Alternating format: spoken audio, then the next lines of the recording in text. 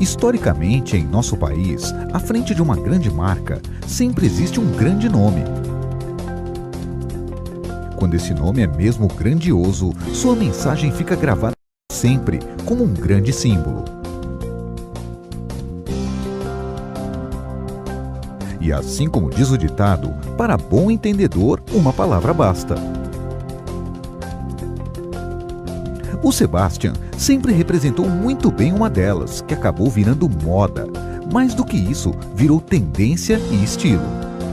Agora, ele está de volta como comendador do Elo Social Brasil e, como não poderia deixar de ser, está envolvido com a moda, que hoje é a mais clara tendência mundial: sustentabilidade. À frente do Grupo Inner, inserido nessa tendência, ele está trazendo a solução mais emergente para nosso meio ambiente. Uma rede, o elo social que gera benefícios para a comunidade e centenas de empregos diretos. Sempre com muito talento, raça, ginga e brasilidade, essa moda já pegou.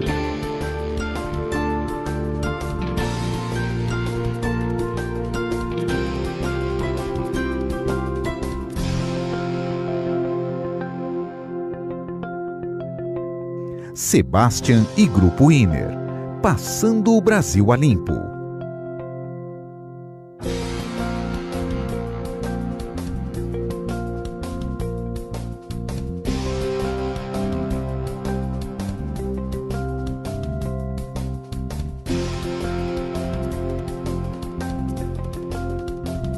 Grupo Inner, ecologicamente correto, socialmente integrado, economicamente viável.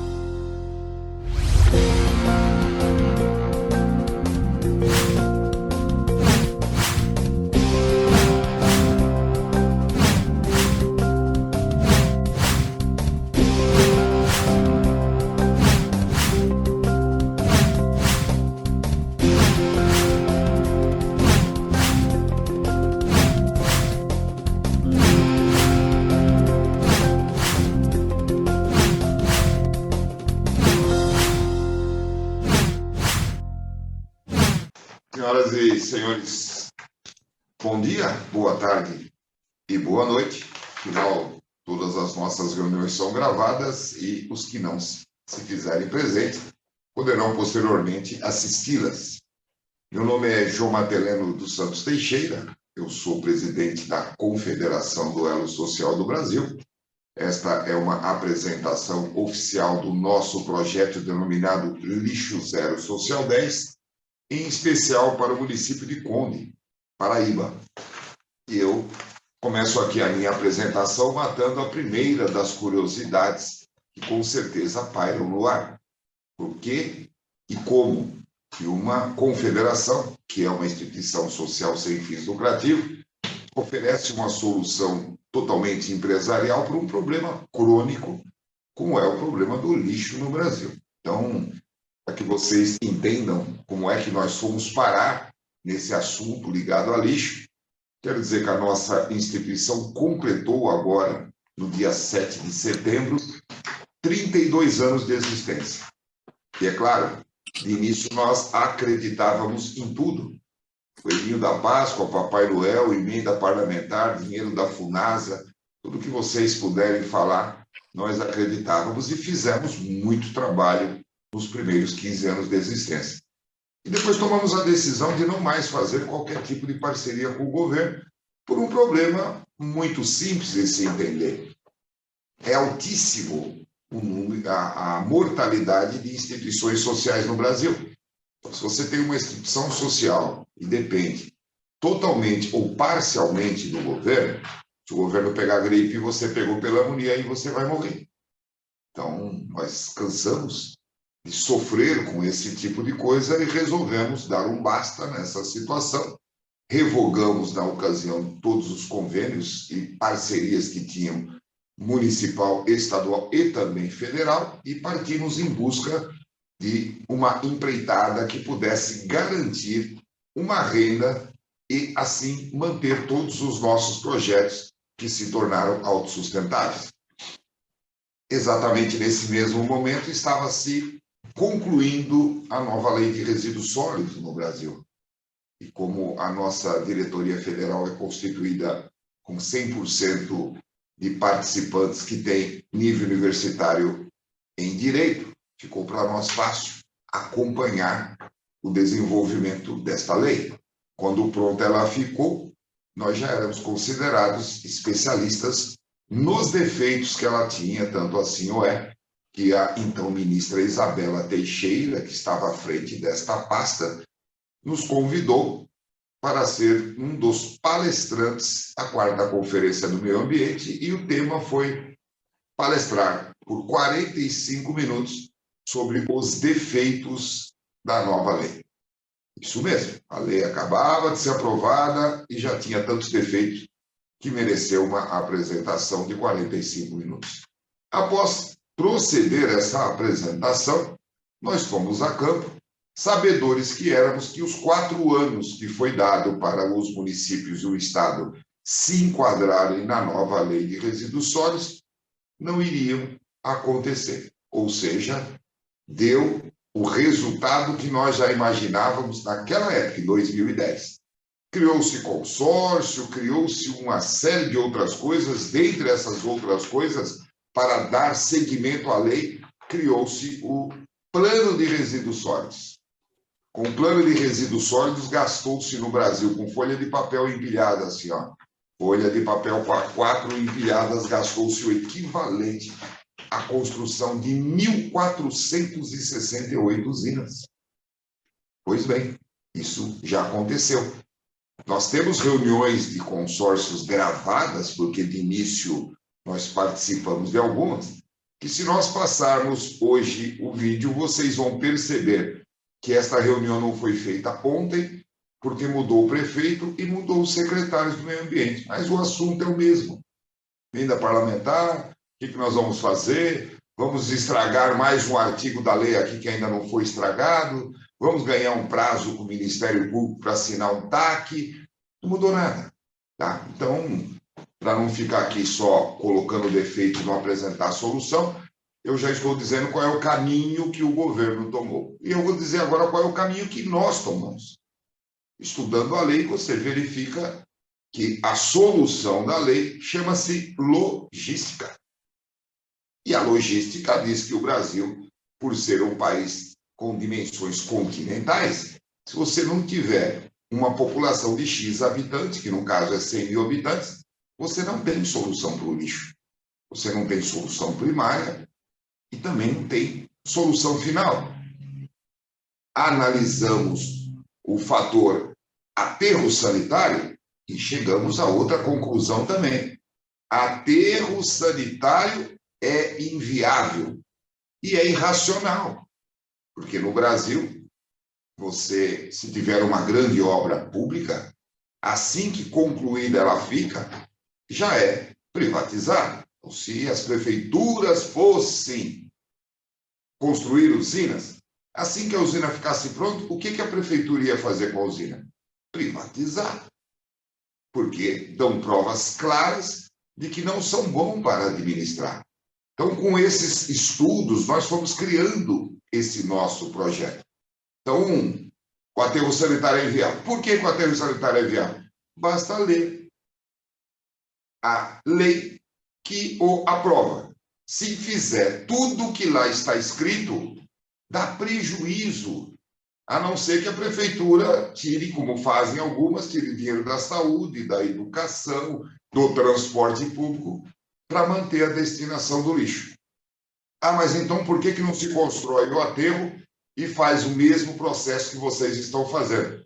Porque é inviável. Onde é que você vai arrumar um empresário que tenha coragem de investir num aterro sanitário e comprometer o futuro dele, dos filhos e dos netos?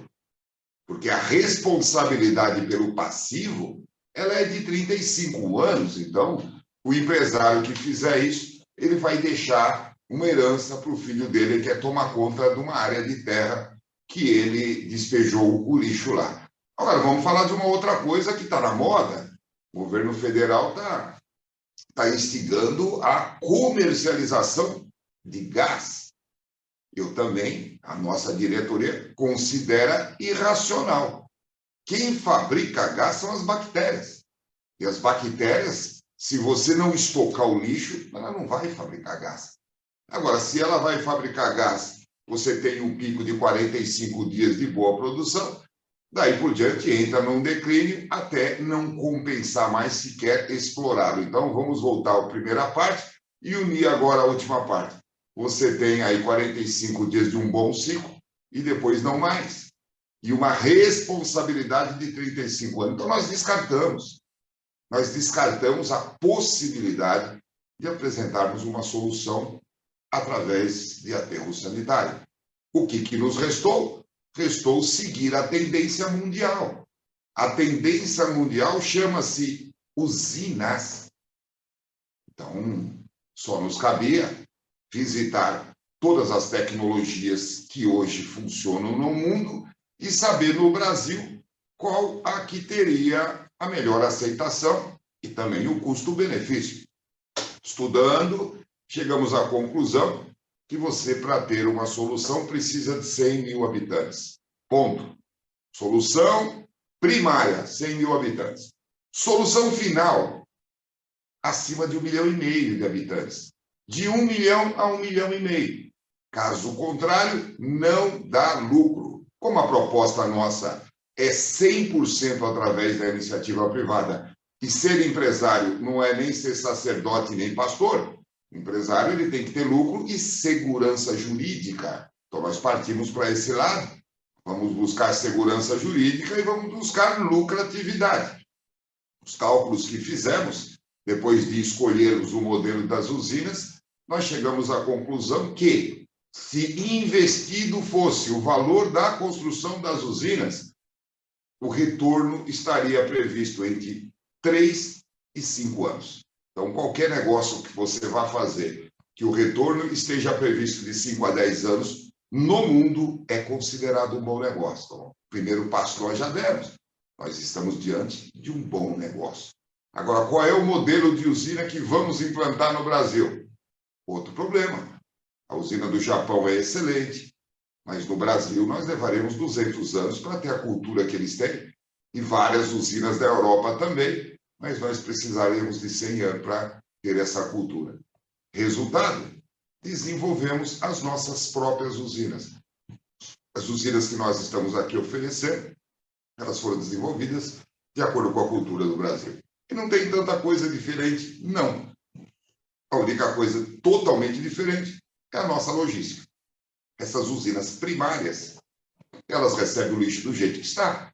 No Brasil, você tem prefeito que tem coleta seletiva, você tem prefeito que nem coleta o lixo, você tem alguns que coleta separado e joga no mesmo lugar, você tem alguns que jogam no rio. A nossa solução é nacional. Nós não poderíamos implantar em cada local um modelo. Então, o modelo que nós definimos, que é o CTT, ele tem capacidade para de 100 a 200 toneladas de lixo dia.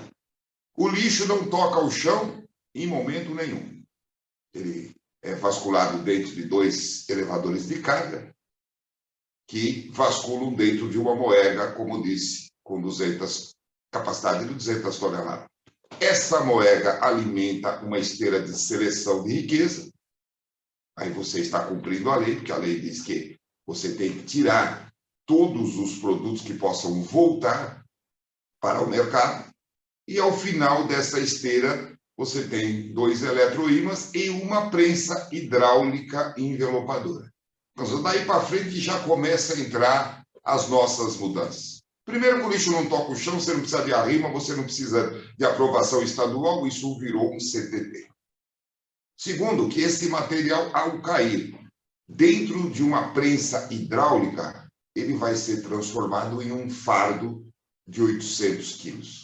Com esse fardo, você ganhou logística. A partir do momento que você prensou e envelopou, isso virou um produto, ele deixou de ser rejeito, deixou de ser lixo. E qual é o nome que nós colocamos a esse produto?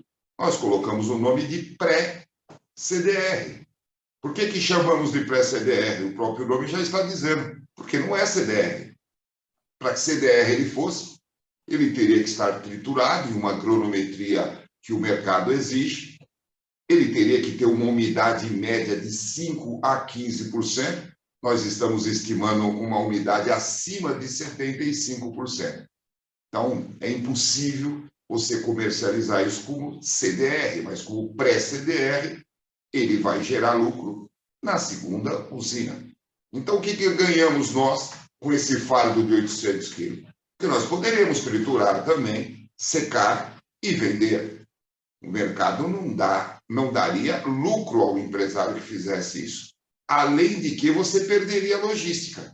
Porque se você receber um caminhão com 18 toneladas de lixo e depois você prensar ou triturar, você vai precisar de 4 caminhões para carregar um material que não tem valor. Mas prensado da forma que nós fizemos, material desse pode percorrer de 200 a 300 quilômetros com carreta, que ele ainda vai dar lucro lá na frente, na usina final. Então, como eu disse, solução primária, modelo CTT, 100 mil habitantes. Usina final, capacidade para acima de 1.000 habitantes. No caso da Paraíba, está previsto ter 2 usinas finais. E nesta usina final você poderá. Só isso que nós podemos dizer. Poderá, poderemos. Se eu falar algo a mais do que isso, eu vou estar mentindo. Tem muitas empresas dizendo que vão transformar em energia elétrica. Mas para que isso aconteça, a primeira coisa que você tem que ter é o PCI do lixo.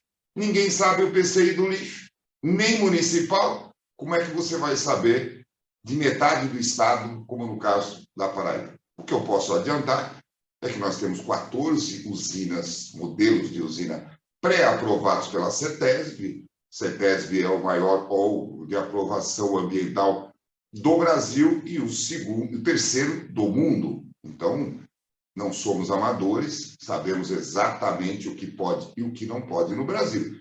Como não vendemos para a prefeitura nem para o estado, quem tem que se preocupar é o comprador. E este já está conosco analisando esses modelos de usina.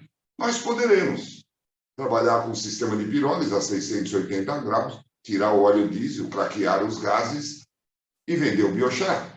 Como nós poderemos trabalhar com equipamento 3 vezes mais caro, que é o equipamento de gaseificação, claro, tudo isso dependendo do estudo do PCI do lixo. E aí gerarmos energia elétrica com mais de 1.150 graus, através de turbina ou através de motor a combustão. Nós poderemos trabalhar com equipamento que transforma em metanol. Se o lixo for muito, muito pobre, nós poderemos trabalhar com adubo líquido, adubo pastoso. Na verdade, nós estamos preparados para dar a destinação final. E, por hora, a única coisa que nós podemos dizer às prefeituras é que será obedecida rigorosamente todas as exigências legais. Só que nós não podemos fugir do plano de viabilidade econômica que nós apresentamos para os empresários que estão investindo nesse segmento. Então, essa é uma solução para as usinas brasileiras. Tá? Nós temos um financiamento pré-aprovado de 12 anos com 3 anos de carência. Então, o empresário investidor, ele praticamente não vai desembolsar nada. Isso que garante. Então, a segurança jurídica dele foi os primeiros passos que nós demos. Em primeiro lugar, foram notificadas todas as autoridades federais. Começamos pelo presidente da República até o procurador-geral da República. Todos deram o seu de acordo. O presidente da República, na época recém-eleito, usou a caneta BIC dele pela segunda vez para nós. Primeira vez ele usou para dar posse aos seus ministros. E a segunda vez ele usou no dia 7 de janeiro de 2019 para assinar o ofício dele número 001. Através desse ofício ele determinou a todos os ministros que nos atendessem com prioridade. O segundo passo foi notificar todas as autoridades estaduais.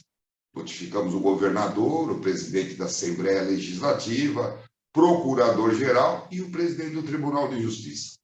As respostas de todas essas autoridades vocês podem constatar no site do estado de vocês, que é o elosocialpb.org, não tem o BR, elosocialpb.org, vocês vão ter todas essas respostas e vão ficar tranquilos, porque realmente ninguém encontrou nenhum defeito no nosso trabalho. Agora estamos apresentando, um pouco atrasados, porque a pandemia também nos trouxe problema, atrasou o mundo inteiro e nós fazemos parte desses que também foram atrasados. Mas nós estamos apresentando para as prefeituras e para os consórcios, embora os consórcios não tenham feito aquilo que deveriam fazer e nós fizemos a lição de casa, mas se alguém tiver que ir preso, quem vai é o prefeito, não é o presidente do consórcio. Ele só vai preso se ele tiver algum problema no município onde ele exerce o mandado dele.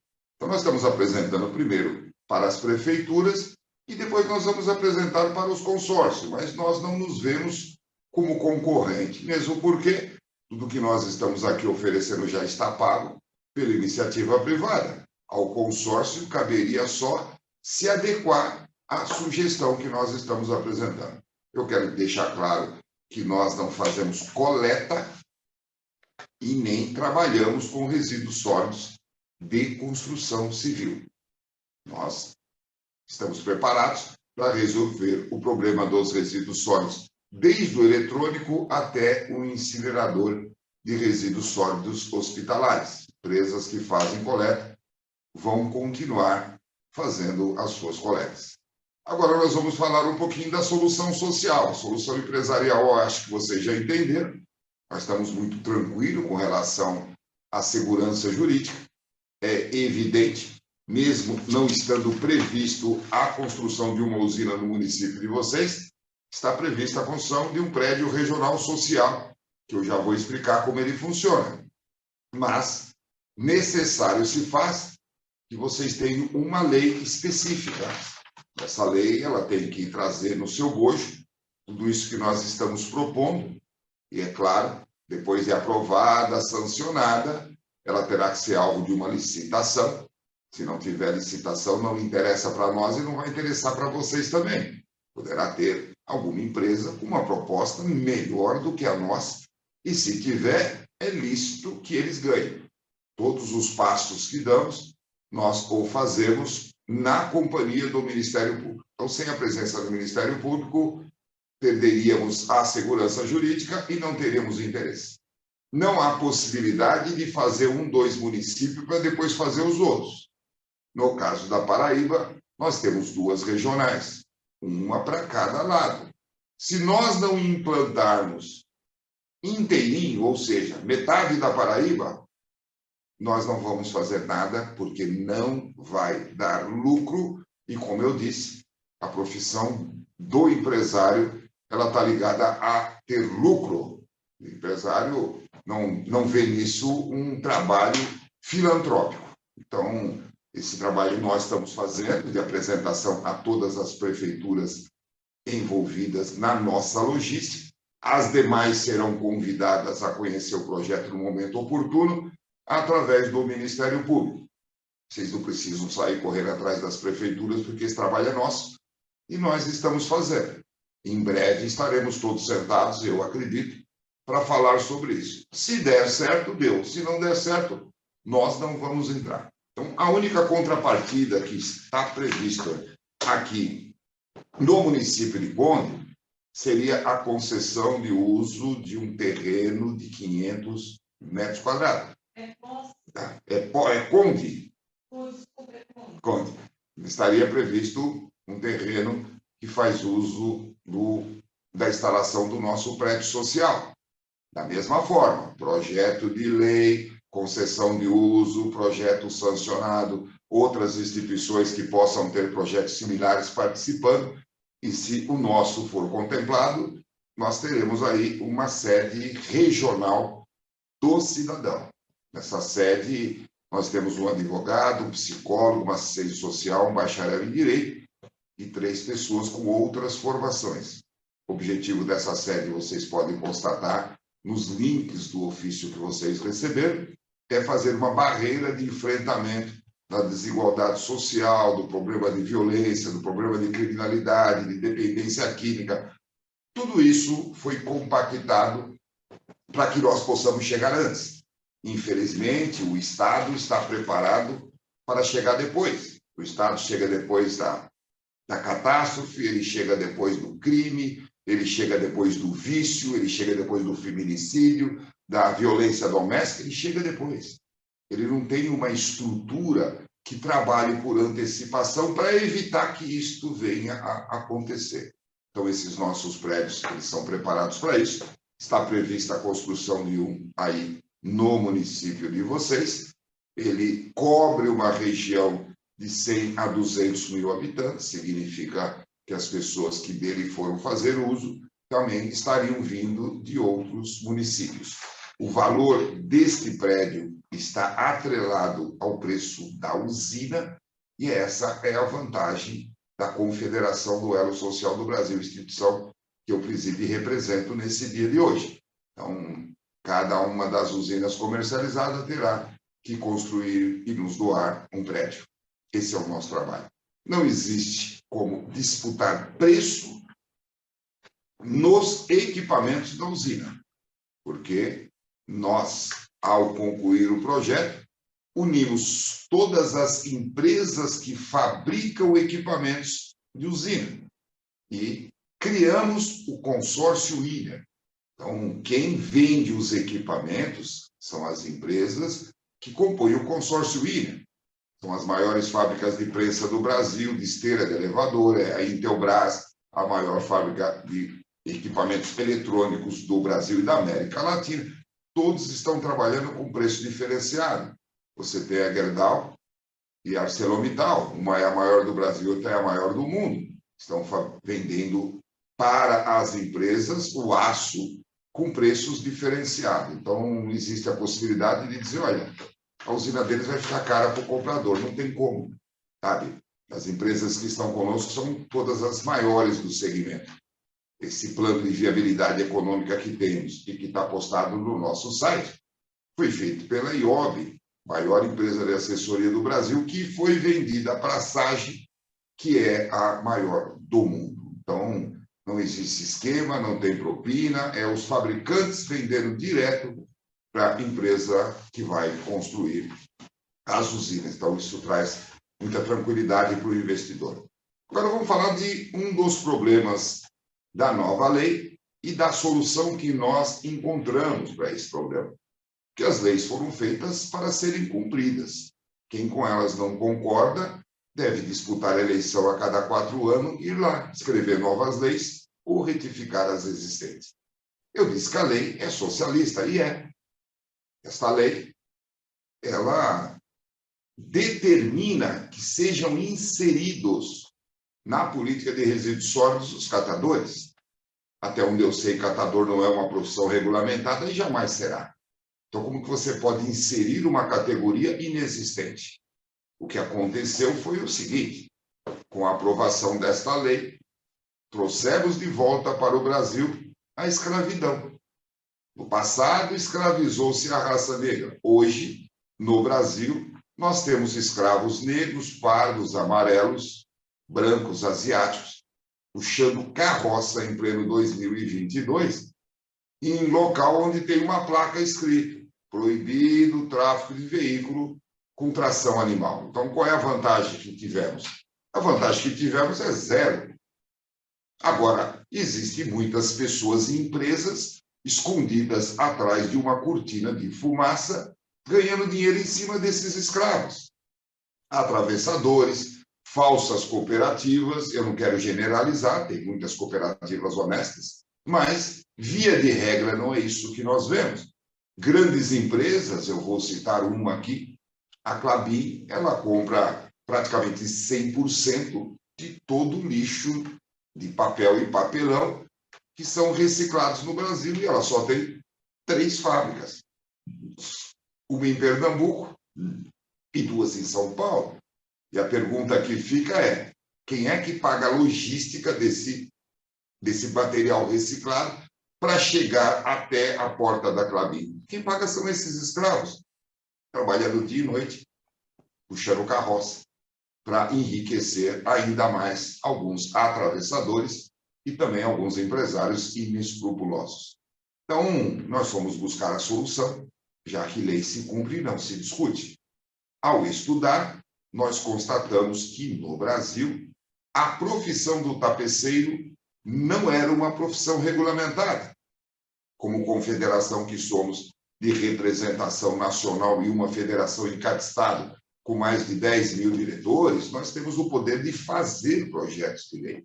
Isso não é uma exclusividade de deputados e senadores. Instituições como a nossa, como a OAB, como os conselhos de classe, podem fazer leis. E nós fazemos. Quem dúvida tiver, é só acessar participaçãolegislativa.org.br, vocês vão ver inúmeros projetos de lei de iniciativa nossa, alguns aprovados, outros rejeitados, alguns em mãos de relatores. Esse é o jogo democrático, que nós dele também participamos. Então, ingressamos com um projeto de lei para regulamentar a profissão do tapeceiro. Ingressamos com outro projeto de lei para tornar o dia 11 de outubro o dia do tapeceiro. Esses dois projetos foram aprovados. Criamos um sindicato da categoria, porque senão eu vou falar que a profissão do catador não existe e vou solucionar o problema com uma outra profissão que não existe. Então, isso não acontece. A nossa profissão está regulamentada. De posse disso, nós desenvolvemos um curso de 10 meses, que ministramos em parceria com o Senai e com o Sebrae, para transformar esses ex-catadores em tapeceiros, restauradores de box e decoradores. Dividimos os lixos volumosos, que hoje é tido como lixo volumoso no Brasil, uma caçamba de entulho ou uma poltrona. Eles não fazem diferença entre um e outro. E aí, nós estamos oportunizando os catadores para que eles sigam os resíduos sólidos que nós classificamos como resíduos sólidos moveleiros. Fogão, geladeira, poltrona, colchão, resto de móveis, tudo isso são resíduos sólidos moveleiros. Então, após formados, não trabalharão mais com latinha, papelão, eles vão trabalhar com resíduos sólidos moveleiros, vão aliviar as prefeituras, porque a lei diz que a prefeitura tem que inserir os catadores na nova lei de resíduos sólidos. Mas a lei não diz como. Ela diz que tem que inseri-los. E nós estamos inserindo na categoria de resíduos sólidos moveleiros. Dentro do nosso trabalho, nós não compramos latinha, nem papelão, nem garrafa PET, nem vidro. Esse tipo de coisa tem que chegar na usina da forma que a prefeitura recolher. Então, aqui está a solução social para os catadores. E agora eu vou entrar na solução que nós estamos apresentando para a educação. A nossa instituição, ela é contra até o nome do Ministério da Educação. Ao nosso ver, o Ministério da Educação deveria mudar de nome. Ele deveria ser chamado de Ministério da Escolarização. Porque educação, se você for pesquisar na Constituição Federal, Código Civil e no ECA, Estatuto da Criança e do Adolescente, você não precisa nem ter segundo grau completo. Basta saber ler e escrever e ter cognição, e você vai perceber que lá está inserido que a responsabilidade pela educação é dos pais, não é do Estado. Se a responsabilidade é dos pais, nós estamos penalizando os nossos professores com a responsabilidade que eles não têm. O professor não é educador, o professor é escolarizador. As crianças deveriam chegar na escola educadas por aqueles que realmente têm responsabilidade disso. Nós já ingressamos 2 vezes no Congresso Nacional com um projeto para mudar o nome do Ministério. Não fomos felizes. Mas eu garanto que o ano que vem nós vamos ingressar de novo, porque com a mudança da postura do Congresso Nacional, pelo menos isso que tem sido ventilado, pode ser que eles entendam o que nós estamos aqui falando. Porém, o que nós fizemos há 32 anos atrás, já que esse é o primeiro dos nossos projetos, nós passamos a nos reunir, um grupo de profissionais, de várias formações para criar um projeto que pudesse transformar o homem num bom filho, num bom marido e num bom pai, e a mesma coisa a mulher. E aí nós nos deparamos com esse vácuo que existe na cabeça do brasileiro. Hoje, o brasileiro não sabe sequer o que significa a palavra cidadania. Você não pode cobrar de alguém algo que você não deu, que você não ensinou. Nós passamos a ser um país de adolescentes. E se quiser ver se eu estou certo ou não, basta assistir o horário eleitoral. Você vai ver diversos adolescentes disputando o voto de muitos inconsequentes. Isso é um país de adolescente. Você pega uma pessoa que um dia fala uma coisa, no dia seguinte fala outra, num dia apoia um, no outro dia apoia outro. O que é isso? Senão um ser humano que ainda está em treinamento e que não tem uma mentalidade formada. Então, para que isso se resolvesse, nós chegamos à conclusão que sanaríamos esse problema se nós criássemos vários compactos para colocar na cabeça dessas pessoas e aí sim poder delas cobrar algo melhor. Dividimos esses compactos em 13 matérias. Destas matérias, a única que nós não conseguimos compactar para 16 horas foi a matéria de saúde. Foi difícil, mas nós conseguimos fazer com 3 módulos de 16 horas a saúde. Mas as demais matérias todas, 16 horas. 4 horas de carga horária, um dia por semana. As matérias são cidadania, crenças, primeiros socorros, vocações e aptidões, estética corporal, sexologia, psicologia, administração conjunta do lar, segurança alimentar. Essas matérias são compactos para nós colocarmos na mentalidade dessas pessoas conhecimento que eles não têm. E aí sim, nós podemos esperar uma melhora do país, mas uma melhora do país como um todo. Da mesma forma que nós vamos ensinar os alunos, nós vamos ensinar os professores, nós vamos ensinar os gestores e nós vamos ensinar também os políticos que quiserem participar desse nosso curso, porque a vida deles só vai mudar a partir do momento que ele melhorar os conhecimentos dele. Somos um país de adolescentes. Isso eu posso falar com tranquilidade, porque o presidente da República, recentemente, disse que os ministros da Suprema Corte eram adolescentes. E os ministros da Suprema Corte disseram que o presidente da República é adolescente. Adolescente, o que é, senão um ser humano em treinamento? Não é isso? Nós não toleramos as coisas que fazem os nossos filhos e os nossos netos, porque eles ainda não têm uma opinião formada. Então, dessas 13 matérias, só tem 2 que nós consideramos obrigatórias, sem as quais ninguém faz nada através de nós. Primeiro é cidadania, porque quem não tem cidadania, ao nosso ver, não serve para absolutamente nada. Ele não sabe os seus direitos, seus deveres e sua obrigação. Ele não vai ser um bom filho, não vai ser um bom marido, não vai ser um bom pai, não vai ser um bom funcionário, nem patrão. Ele não tem utilidade. Então, primeira matéria obrigatória é cidadania. Segunda matéria é crenças. Nós crescemos sendo bombardeados com crenças negativas que perduram dentro dos nossos ambientes até hoje. Quem que nunca ouviu aquela famosa colocação do tipo casamento nenhum dá certo, homem nenhum não presta, político nenhum não presta? Nada disso é verdade, mas estão inseridas na mentalidade dos brasileiros. Então, nós precisamos que dessa matéria de crenças, que de religião não tem nada, nós possamos abrir um espaço na mente dessas pessoas para que possamos carregar crenças positivas. Então, essas são as 2 matérias obrigatórias, demais ele faz se quiser. Ele poderá fazer primeiros socorros e amanhã ele salvar a esposa, o filho, o pai dele. Ou não. Se vai morrer, é alguém da família dele. Dentro da minha família, eu tenho esse treinamento. Eu poderei socorrê-los provisoriamente até que o socorro oficial chegue. Nós, do Elo Social, entendemos que o casamento é uma empresa. Ele começa com um contrato social e ele termina com um distrato social.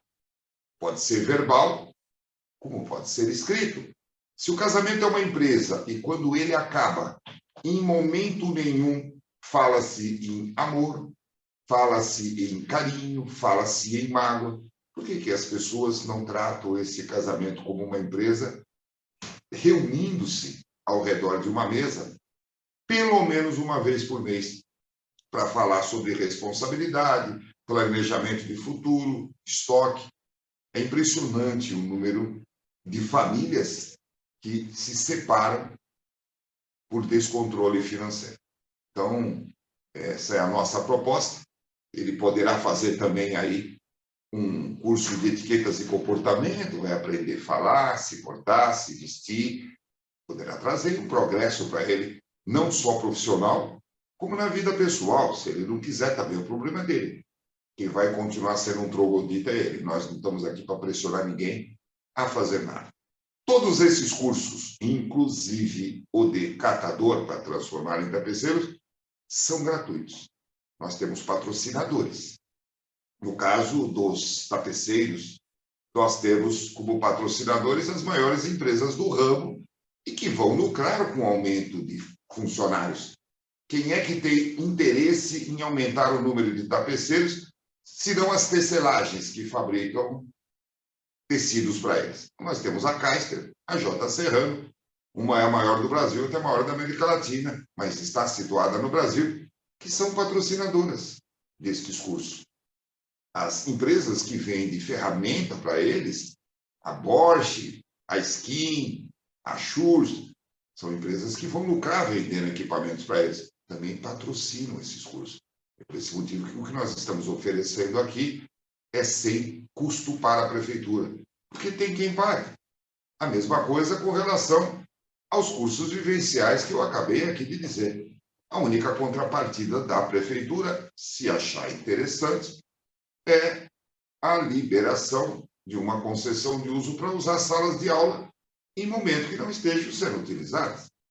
Não nos interessamos por adolescentes de 14 anos. Uma sala com 50 adolescentes, 14, 15 anos, nós não temos o menor interesse. O nosso curso, ele tem como objetivo a comunidade. Nós queremos os adolescentes, mas queremos o pai, os tios, os avós. Eles têm que estar todos dentro da mesma sala, porque não adianta nada você tentar preparar um adolescente e quando ele chegar na casa dele, a família vai destruir tudo aquilo que você fez. Então, havendo interesse da Secretaria da Educação de vocês, nós estamos preparados para isso. No nosso site, vocês encontram um material didático na íntegra. Tem um link com 5 minutos de explicações em vídeo de cada um dos coordenadores nacionais daquela matéria. O nosso material didático não está pronto, porque ele foi feito para nunca ficar pronto. Todos os meses ele é ajustado, porque mudam as leis, mudam alguns conceitos, então o último material didático sempre está à disposição no site. Não temos nenhum tipo de problema com relação à ideologia de gênero. Nós não somos uma instituição religiosa, nós somos uma instituição técnica. Então, para nós, tanto faz se nasceu no corpo de mulher, mas se sente homem, se nasceu no corpo de homem, mas se sente mulher. São coisas que nós não vamos nos ater. Nossas salas são de 50 alunos, nós trabalhamos com um ser humano. Para nós, tanto faz o que ele quer ser. Ele continua querendo ser aquilo que ele determinou que ele quer ser. Nós não temos nenhum tipo de problema. É evidente que, se ele participar do nosso curso de saúde, o profissional que lá estará explicando a diferença do ovário, do útero e de uma próstata. Se ele passar pelo curso de psicologia, a psicóloga vai explicar a diferença do cérebro humano masculino e feminino. Se ele for passar pelo curso de primeiros socorros, o socorrista que lá estiver vai dizer os cuidados que se tem quando se socorre um corpo masculino e um corpo feminino. São abordagens e preocupações diferentes. Não somos nós que vamos aqui entrar nessa seara que não compete, tecnicamente não compete. Estamos à disposição para responder aí as dúvidas que vocês tiverem. Nós temos 224 portais de internet que explicam esse nosso trabalho, com mais de 850 vídeos explicativos de 4 ou 5 minutos. Vocês não precisam navegar em todos esses portais de internet, mas pelo menos uns 9, cujo link está à disposição de vocês no ofício, seria bom que vocês navegassem. A parte social, tirando do prédio social, estamos prontos para iniciar até amanhã. Vocês podem, se gostarem dos cursos vivenciais, podem conversar com a nossa procuradora, porque instrutores nós temos no Brasil inteiro e lá no site vocês também poderão constatar. O prédio social, cujo terreno seria uma contrapartida de vocês, ele só será construído quando da comercialização das usinas. Então, o lado social nosso de catador está liberado, pode começar a qualquer momento. O lado social dos cursos vivenciais também está liberado, pode começar a qualquer momento. Eu abro aí o microfone para a nossa procuradora, para que ela possa me sinalizar algo que eu deveria ter falado e não falei, e se não tiver nenhum tipo de coisa a acrescentar, imediatamente ela já pode passar a palavra para vocês, para que façam aí as perguntas e os questionamentos. Meu muito obrigado pela atenção. É com você, Luziane.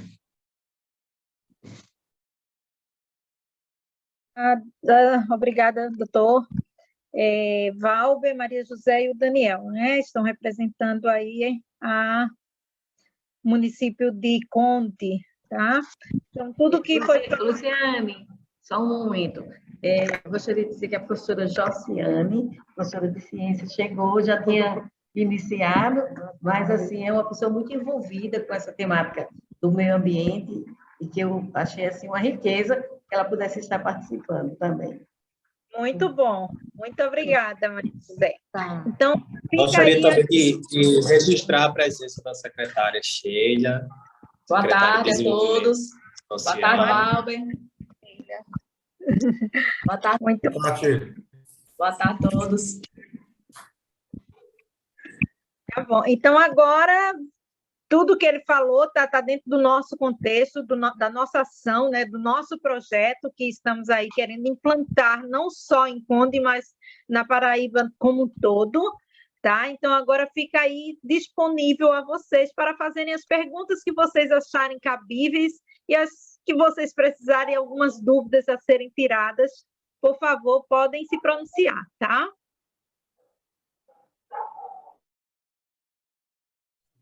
Bom, eu vou começar aqui parabéns pela apresentação. É João Mateleno, é isso mesmo o nome? Ah, tá bom. Um nome meio comprido, desculpa. Bom, como já foi mencionado no início aqui da nossa fala, eu estou secretário do Meio Ambiente do município de Conde, sou biólogo de formação, e a Secretaria de Meio Ambiente do Conde, por incrível que pareça, é responsável pela parte da coleta do lixo, né? O lixo domiciliar e também poda, enfim. Então, é um peso que a gente tem, eu posso falar com bastante propriedade. Confesso que já tentei tirar esse peso aqui da gente, porque não é fácil trabalhar com resíduos, né? Acho que vocês que vivenciam aí, vocês da Elo Social, é um problema muito crônico. Muitas das empresas têm problemas, eu falo das empresas que são contratadas para fazer não só a coleta, como o transporte e muitas vezes a destinação final. E a gente tem, e o lixo, na maioria dos municípios, raríssimas exceções, só perde para a folha de pagamento em termos de custo, né? Esse modelo tradicional que é adotado aqui, na maioria dos municípios, e é o grande observatório dos órgãos de controle, a exemplo do Ministério Público, dos tribunais de contas, né? Por mais que você tente fazer um procedimento da mais forma correta, mas sempre há questionamentos. Então, não é fácil trabalhar. E as empresas, muitas delas deixam muito a desejar, né? Eu costumo dizer, já relatei isso ao próprio Ministério Público, a dificuldade que a gente tem dentro dos processos, mas, enfim, é uma coisa que a gente tem que enfrentar, isso não resta dúvida, né?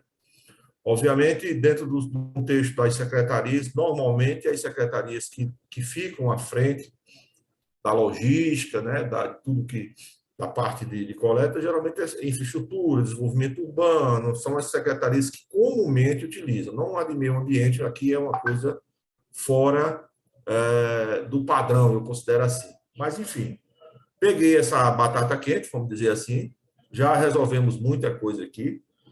E agora, voltando para a apresentação, a gente, como gestor, eu já fui gestor em outro município por 15 anos, agora vim aqui para o Cone, e sempre apareceu, ou aparece às vezes, né, isso aqui não é crítica, alegando de antemão, soluções rápidas e soluções fantásticas para o lixo. Acredito que os senhores já tenham realmente acompanhado situações dessas, né? Não, vamos fazer uma pirólise que o seu lixo vai transformar aqui nesse pó. Levava um saquinho de pó e parecia a coisa mais simples do mundo, né? E, de fato, existem várias tecnologias, como bem frisou o colega aí, o João Matelena. Se eu estiver expressando errado, me diga, amigo. E a gente fica, às vezes, a observar. E eu sou muito cauteloso nisso, de passagem, ou pela experiência que tenho como gestor, e também sei que da necessidade de a gente, de um momento, ter que mudar essa forma como a gente hoje trabalha, né? Ou seja, de contratar a empresa, da empresa prestar o serviço, aí vai mandar para um aterro sanitário, e aí a gente não sabe como é. Lá no aterro sanitário é feito todo o tratamento lá, e se esse aterro sanitário tem o trabalho concluído ou completo, a gente muitas vezes não sabe, né? Tem essas situações.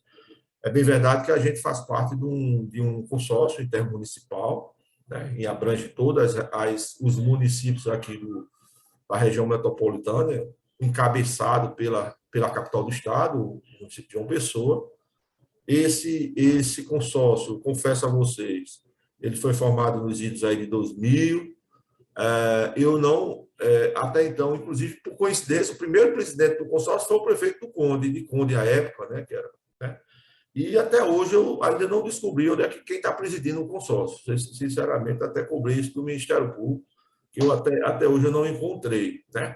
Mas, efetivamente, quem administra, quem toma conta do consórcio, principalmente na questão do aterro sanitário, é a autarquia de limpeza urbana do município de João Pessoa, né?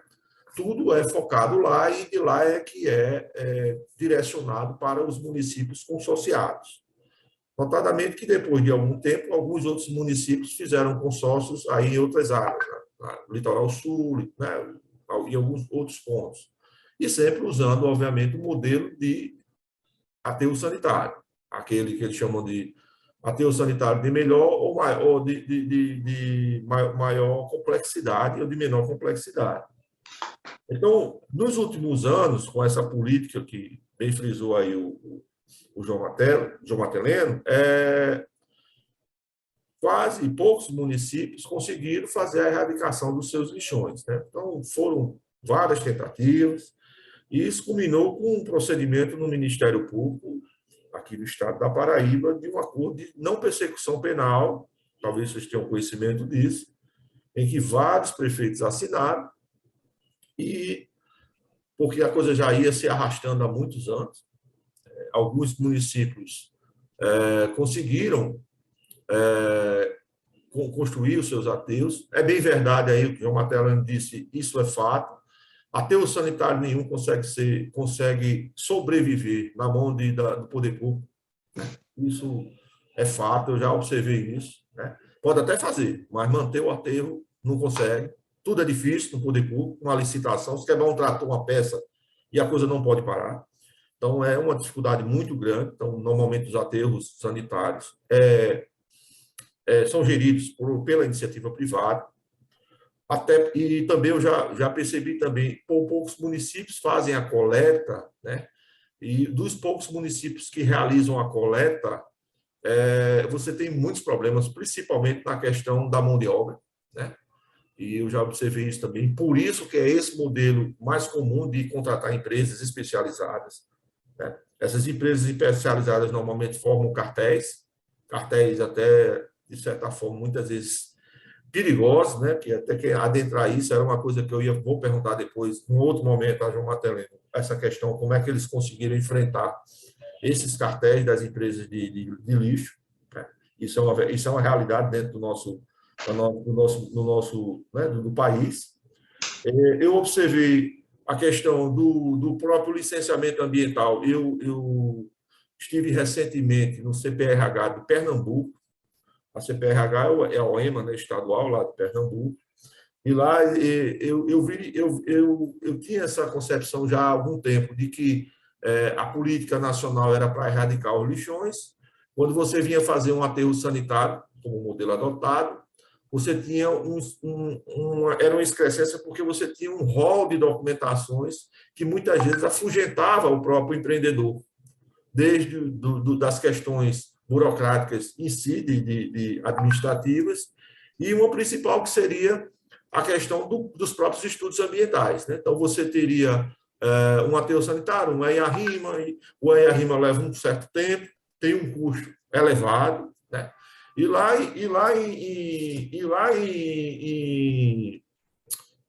em Pernambuco, eles simplificaram o licenciamento ambiental para aterro sanitário. Eu achei a ideia muito interessante, porque você compatibiliza, né? Você incentiva, por um lado, a erradicação dos lixões, que cria os aterros sanitários, por outro lado, você cria dificuldades, né? Então, assim, isso era uma coisa que tinha um contrassenso aí. E lá eles flexibilizaram. Flexibilizar não quero dizer que é liberar, geral, você ter mecanismos que facilitem o processo de licenciamento dessas unidades de tratamento. E existe, obviamente, essas unidades de tratamentos que não são muito utilizadas, às vezes por questões de custos, né, operacionais, a questão de implantação, como a questão da própria pirólise, enfim, e outros mecanismos. Isso é interessante também. Então, eu estava observando aqui na apresentação que a unidade que vocês fazem a apresentação, ela seria de mais ou menos 100 a 200 toneladas dia, né, de processamento de resíduos. Um outro problema também que a gente encontra é a questão da segregação, né? Alguns municípios têm a coleta seletiva implantada, outros não têm. E dos poucos que têm, a gente realmente deixa muito a desejar o processo, né? E aí entra a figura do catador, que não é um processo muito rápido e é muito complexo. São pessoas que vivem em total vulnerabilidade social e que muitas vezes trabalham da forma como quer e como bem entender. Então, a própria formação de cooperativas de catadores e associações já é uma dificuldade. Eu tive uma experiência própria com isso e vi a dificuldade que é. Só querem coletar materiais que tenham resultados de valores agregados, exemplo de alumínio. O papelão é o mais comum, né, que é o que coleta em maior quantidade. Então, aqueles materiais que têm um valor mais agregado de mercado. E outra coisa, a venda imediata. Então, eles dependem daquilo, tem que vender logo. Aí onde entra a figura do chamado atravessador, que é o que realmente sai ganhando nesse processo. Enfim, analisando toda a apresentação, vocês pretendem instalar 2 usinas finais aqui, foi o que foi, pelo menos que eu entendi. Não vi exatamente. Vocês têm 3 usinas instaladas no Brasil com essa concepção de tratamento, se eu estiver enganado, vocês aí me corrijam, que foram chanceladas pela CETESB, é isso? Na verdade, nós temos 14 modelos de usinas finais. É. Tá? Aí na Paraíba está prevista a construção de 2 usinas modelo final. E aí nós temos as usinas primárias, que é o que nós chamamos de CTT. CDT, Então, sabe? e isto só vai acontecer se for de uma vez só. Nós estamos preparados para receber o lixo do jeito que ele tiver. Estamos preparados para o prefeito que coleta de forma seletiva, para o que não coleta de forma seletiva, senão não conseguimos implantar o nosso projeto como um todo. Certo, entendi. Então, Doutor Valber, só um minuto para eu entender. Oi, não, Maria. A usina de Alhandra, ela é primária, ou é final? Ela é primária. A usina final vocês vão encontrar aí no nosso site, tá? Com o nome de CTF. Então, se vocês abrirem aí, tem a rede. Aí vocês vão ver aonde está prevista a usina final. Mas também pode ser deslocada. Nós estamos aí com esse estudo, que levou 8 anos para ser feito. A viabilidade está aí no nosso site. E agora estamos fazendo as apresentações, vamos começar as reuniões. Pode ser que a usina final mude de lugar também. Tudo isso é possível, mas a logística que, por hora, nós entendemos que vai funcionar na Paraíba é essa aí. Certo. Ok, obrigado. Então, já existe uma que vocês chamam de pré-CDR em Alhandra, é isso? Não. As usinas que fabricam pré-CDR, no Brasil, ela já funciona há mais de 40 anos. Então, nós somos um consórcio que uniu todos os fabricantes de equipamentos. Então, uma esteira, uma prensa, tudo isso já existe no Brasil há um tempão. O que não existe é esta forma nossa de transformar isso num CDR para alimentar uma usina final. Isso não existe. No nosso site vocês vão encontrar modelos e equipamentos funcionando à vontade. Agora, não se pode comprar o equipamento final enquanto não se fizer o estudo do PCI do lixo regional. No nosso caso aí, Paraíba, nós vamos ter que ter 2 estudos. Vamos dar aqui um exemplo. Pode ser que do lado direito da Paraíba nós tenhamos uma usina de pirólise. Pode ser, sabe? Porque o estudo nos disse que esse é o melhor equipamento para o local. E do outro lado pode ser que nós tenhamos uma de gaseificação, ou então uma onde nós vamos trabalhar com adubo líquido. Então, tudo isso só será possível após esse estudo do PCI. Mas eu vou voltar à pergunta da colega Maria José. No caso de Alhandra, me parece que já existe uma usina, que foi o que vocês falaram aí. Então...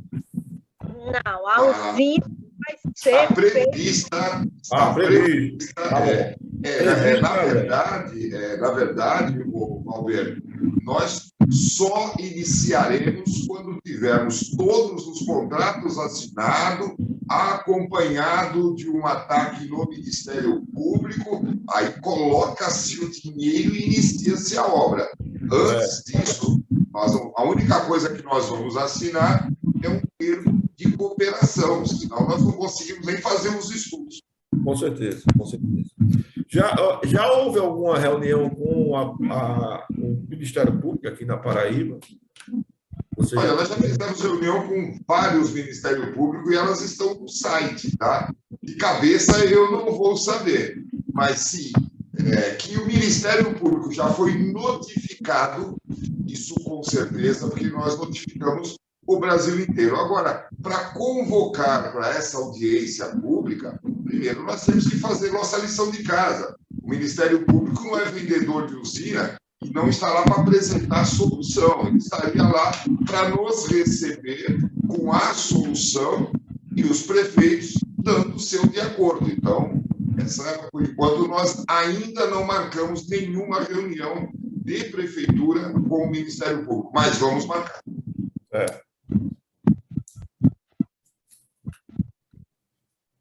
No caso do município de Conde, vocês têm a necessidade, pelo que eu entendi aqui, da questão do prédio da regional social, né? E aí, por parte de contrapartida do município, seria esse terreno de 500 metros quadrados, né? Seria essa primeira... A única contrapartida do município seria essa. O local tem que ser o local de maior vulnerabilidade social aí de conta. Se tiver uma favela ou um bairro muito violento, é lá que nós queremos estar, porque lá está o nosso público.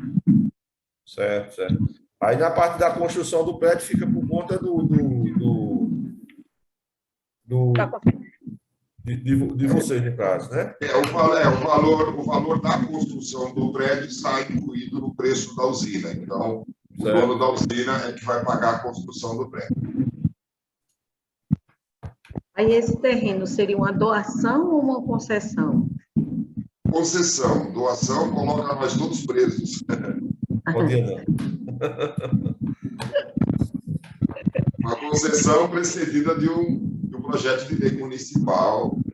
Tudo nos conformes. Bom, deixa aí os colegas da área social também fazer os questionamentos. Sheila, Daniel, vocês têm alguma pergunta? Então, ficou bem claro para a gente. Pedir para que a gente, vamos ver, aguardar a tramitação, que eu acredito que é uma ideia muito importante, né? A gente sabe que vai trazer um avanço muito grande para o nosso município, e o que a gente puder contribuir para o andamento da implantação, a gente se coloca à disposição.